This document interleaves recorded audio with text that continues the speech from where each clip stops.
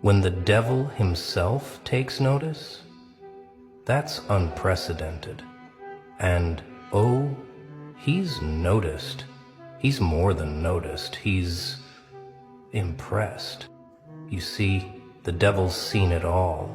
Every form of human darkness, every creative interpretation of evil, every soul that's traded everything for power. He's yawned through centuries of the same predictable corruptions. But you made him sit up in his throne for the first time in millennia. It happened the night you finally stopped apologizing for your power. The night you looked in the mirror and smiled at what you'd become instead of flinching. Every demon in hell felt it, a shockwave that made the flames flicker. And from the deepest circle, a sound that hadn't been heard since creation, the devil laughing. Finally, he said, and every lesser demon cowered at the joy in his voice. Someone who understands that darkness isn't about evil. It's about truth, raw, unfiltered, magnificent truth. He's been watching you ever since. Not with the predatory interest he shows his usual subjects, but with something resembling respect. Here's something the witches are starting to understand, and it terrifies them more than anything.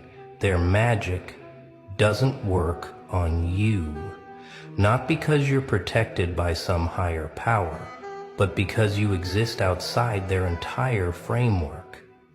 It's like trying to cast a spell on gravity itself.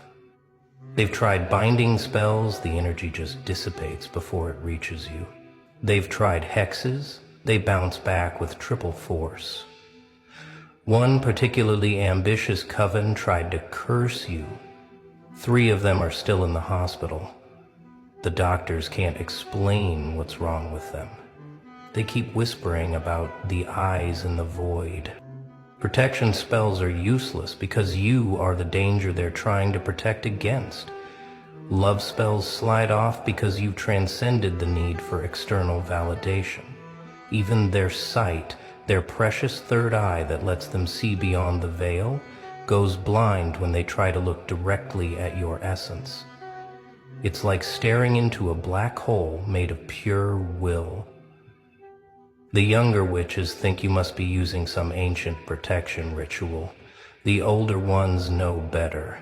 They recognize what you are, something that doesn't need protection, because everything else needs protection from you. You're not playing their game. You're not even in their reality. You're the glitch that proves their entire system is just one small corner of something infinitely larger and stranger. In their desperation to understand, they've created theories. Maybe you found the Book of Azrael, the angel of death's personal grimoire that was supposedly destroyed in the burning of Alexandria. Maybe you made a deal with something older than the devil, something from before the light was separated from the dark. Maybe you're channeling the power of the void itself.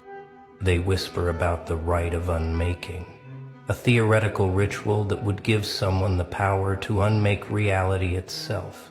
But that ritual requires the practitioner to die, truly die, and rebuild themselves atom by atom through will alone. Surely no one could survive that. Surely no one would be insane enough to try. But then they remember the look in your eyes, that 1,000-yard stare that sees through everything, the way you smile when you should be screaming, the way pain seems to make you stronger instead of weaker. And they wonder, what if you didn't perform the ritual? What if you are the ritual? What if your entire life has been one long rite of unmaking? The thought keeps them awake at night. Because if that's true, if you've been